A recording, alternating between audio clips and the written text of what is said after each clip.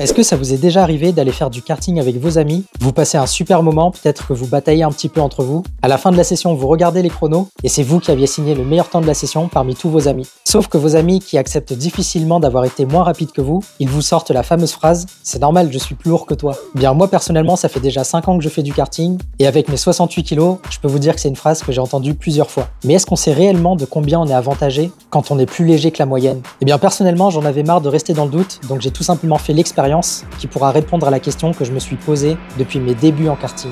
Combien valent 10 kg en karting de location? C'est parti!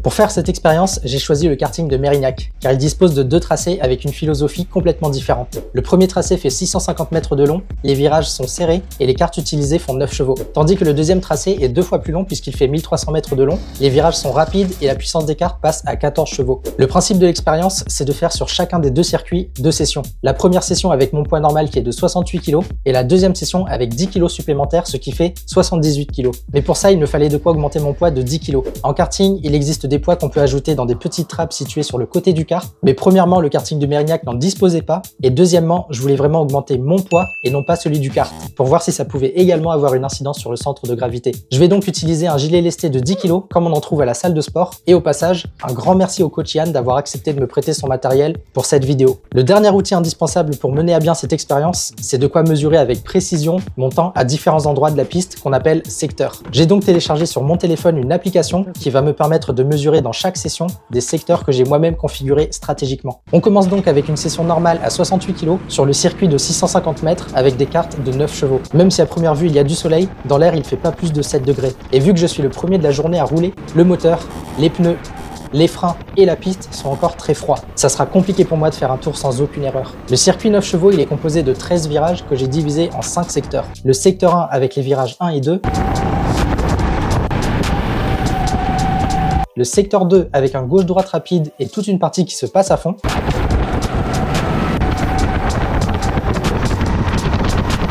Le secteur 3 qui est l'épingle la plus lente du circuit.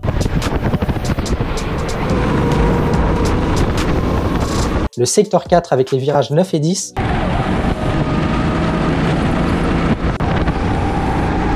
Et le secteur 5 avec la partie la plus rapide du circuit.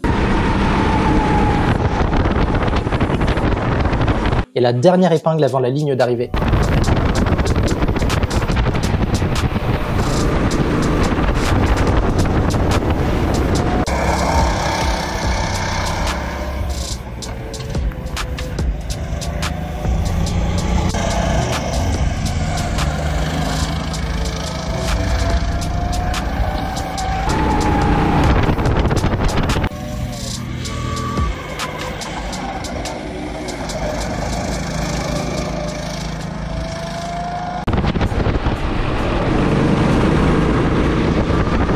Au début de la session, j'ai beaucoup de mal et c'est seulement après 8 tours que je fais un premier tour sous les 46 secondes. Pour info, mon record personnel c'est 44,5 et en conditions normales, je tourne plutôt aux alentours des 45,2. Mais cette fois-ci, j'avais vraiment du mal à trouver du grip. 2 tours plus tard, je signe enfin mon meilleur tour de la session.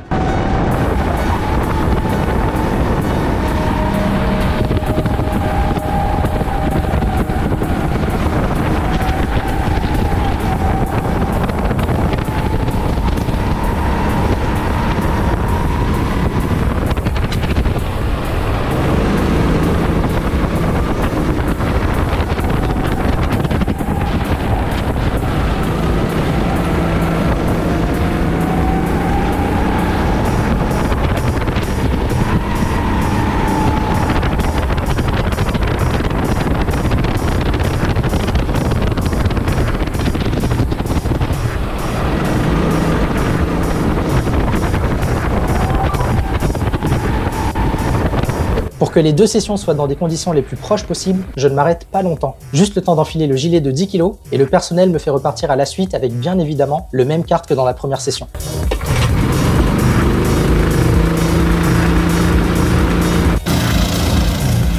Dès le premier tour, on sent toutes les différences. Piloter avec un gilet de 10 kg sur les épaules, ça demande quand même un certain temps d'adaptation dans le pilotage. Déjà, il y a plus de force centrifuge, surtout dans des changements de direction rapides. On sent que les reprises sont plus difficiles.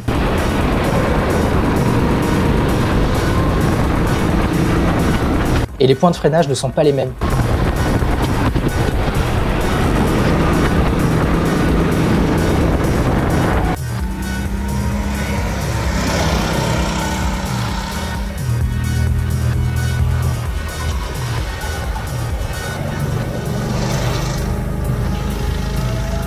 Comme à la première session, je galère un peu au début, et au 6e tour, je fais mon meilleur temps avec les 10 kg de plus.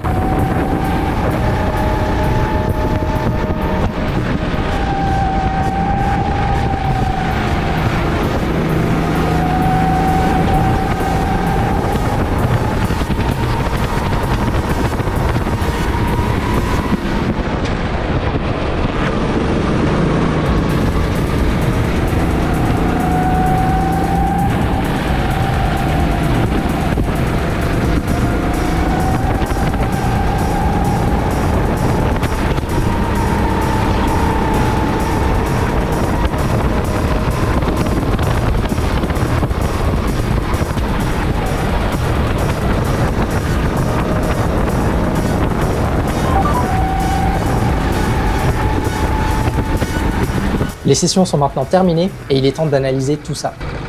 Bon, la session est terminée et à première vue, il semblerait qu'il y ait 7 dixièmes entre une session normale et une session avec 10 kg de plus. Sauf que c'est pas aussi simple que ça de mesurer la différence parce qu'il y a un petit problème dans mon expérience. C'est que je ne suis pas un pilote professionnel. Pour pouvoir faire cette expérience, il faut être sûr que les meilleurs tours dans chacune des 2 sessions étaient vraiment identiques et sans erreur. Sauf que ça, je peux pas le garantir avec mon niveau. La grosse différence entre un pilote amateur comme moi et un pilote professionnel, en dehors du fait que le pilote professionnel soit beaucoup plus rapide, il y a aussi le fait qu'un pilote professionnel soit très régulier. Quand on demande à un pilote professionnel de reproduire exactement le même tour sur une vingtaine de tours, vous pouvez être sûr que ces chronos vont tous être dans le même dixième. Tandis que moi, par exemple, avec mon niveau d'amateur, vous pouvez être sûr que sur une session de 10 minutes, il y aura seulement 2 ou 3 tours maximum qui seront exactement dans le même dixième. Tout ça parce que d'un tour à l'autre, il se peut que je fasse des erreurs que j'ai pas fait dans le tour précédent. Donc pour l'instant, il y a 7 dixièmes entre les 2 meilleurs tours, mais pour être sûr de l'écart qu'il y a avec 10 kg de plus, c'est pour ça que j'ai utilisé une application pour faire cette expérience. L'application que j'ai utilisée, elle m'a permis de mesurer tous les secteurs à chacun de mes tours pour créer ensuite ce qu'on appelle le tour optimal. Le tour optimal, c'est tout simplement le meilleur tour que j'aurais pu faire si j'avais fait aucune erreur. Pour calculer ça, l'application, elle va prendre tous les meilleurs secteurs. Donc par exemple, le meilleur secteur 1, le meilleur secteur 2, le meilleur secteur 3. Et ensuite, elle va additionner le tout pour donner un tour parfait. Du coup, si on prenait les tours optimales et non pas les meilleurs tours que j'ai fait, avec mon poids normal, le tour optimal, c'était 44,18. Donc non seulement l'application est en train de me dire que j'aurais pu être une seconde plus rapide que ce que j'ai fait, mais en plus de ça, j'aurais très bien pu battre mon record si j'avais pas fait une seule erreur. Et le tour optimal que j'aurais pu faire avec les 10 kg supplémentaires, c'est 44,99.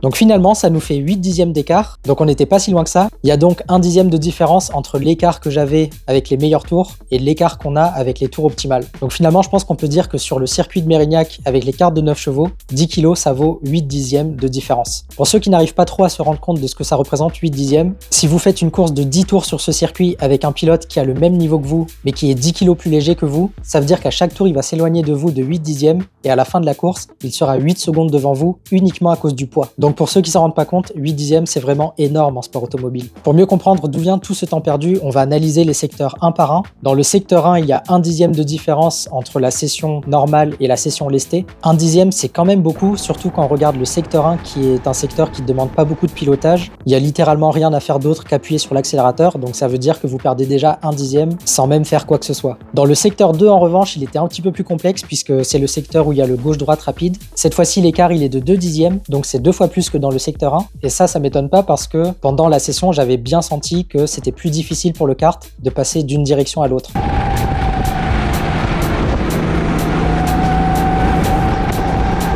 La légèreté dans les enchaînements comme ça, c'est clairement un avantage puisque ce qu'il faut, c'est surtout de la réactivité. Et là, le kart, quand il a plus de poids à l'arrière, c'est vraiment difficile pour lui de suivre les mouvements du volant. On sent qu'il y a vraiment beaucoup plus d'inertie. Dans le secteur 3, en revanche, j'avoue que j'étais vraiment étonné. La différence dans le secteur 3, c'est 0,08 secondes, donc même pas 1 dixième. Mais à mon avis, c'est pas tout à fait vrai parce qu'en fait, comme je vous l'ai dit dans la vidéo, j'étais le premier de la journée à rouler. Et quand j'ai pris la piste dans la première session, absolument tout était froid sur le kart, que ce soit les freins, le moteur, les pneus. J'avais J'avais vraiment du mal à freiner le kart comme je le voulais et plusieurs fois j'ai même tiré tout droit. Donc je pense que ce qui s'est passé là, c'est que au fur et à mesure que je faisais des tours, le kart il a commencé à chauffer et à mon avis dans la deuxième session, même si j'avais 10 kg de plus, j'étais plus à l'aise dans ce virage. Je rentrais avec plus de vitesse et à mon avis ça a suffi pour compenser la sortie de virage qui elle en revanche était beaucoup plus compliquée avec les 10 kg. Ça s'entendait rien qu'au son du moteur que la reprise était très difficile pour le kart.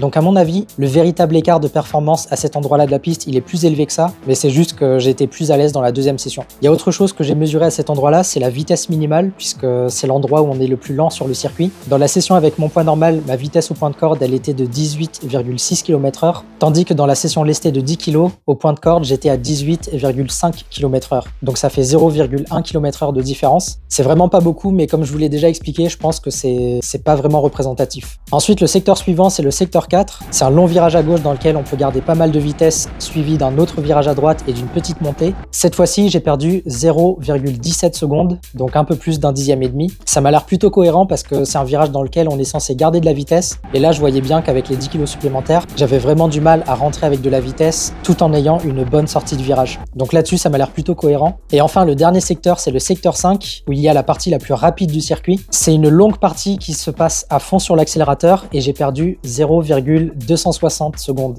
Donc j'ai perdu plus de 2 dixièmes et demi. Ce que j'ai fait aussi, c'est que j'ai relevé la vitesse maximale que j'ai atteint sur le circuit. Avec mon poids normal, j'ai atteint une vitesse de 67,6 km/h, tandis qu'avec 10 kg de plus, j'ai seulement atteint 63,3 km/h. Donc ça fait quand même 4,3 km/h de différence dans la ligne droite. Et là, je pense que c'est quand même beaucoup parce qu'au fur et à mesure que vous allez faire des tours, vous allez perdre ce temps-là à chaque fois, rien qu'en restant sur l'accélérateur. Ensuite, la fin du secteur 5, c'était la dernière épingle du circuit. Là aussi, c'était une partie assez difficile pour le kart parce qu'en gros il fallait freiner le kart d'un coup après toute cette vitesse, c'était plus compliqué avec le poids en plus et également fallait s'extraire de l'épingle jusqu'à la ligne d'arrivée et là aussi pareil c'était très difficile pour le moteur. Donc pour conclure un petit peu sur tout ça, je dirais que les endroits où vous êtes le plus pénalisé quand vous êtes plus lourd que vos concurrents, c'est les changements de direction rapide, donc les gauche-droite rapides puisque l'arrière-train il n'arrive pas du tout à suivre et également les longues parties qui se passent à fond sur l'accélérateur puisque là c'est vraiment la puissance du moteur qui parle et forcément si vous avez plus de poids, le moteur il va pas délivrer toute la puissance habituelle. Et au final, tout ça fait que vous avez 8 dixièmes de différence avec quelqu'un qui est 10 kg plus léger que vous. Après, ce résultat, il est valable uniquement pour le petit circuit de Mérignac avec les karts de 9 chevaux. Maintenant, ce qui serait intéressant de faire, c'est d'essayer la même chose, mais sur un circuit qui a une autre philosophie. C'est pourquoi la semaine prochaine, dans la partie 2 de cette vidéo, on va refaire exactement la même expérience, mais cette fois-ci sur le grand circuit de Mérignac, qui est 2 fois plus long, et aussi avec des karts plus puissants qui font 14 chevaux au lieu de 9 chevaux. Donc à votre avis, est-ce que l'écart va être plus grand parce que le circuit est plus long, ou bien est-ce que l'écart va être plus petit parce que les karts sont plus puissants? Dites-moi ce que vous pensez dans les commentaires et moi je vous retrouverai la semaine prochaine pour la partie 2 de cette vidéo. À bientôt!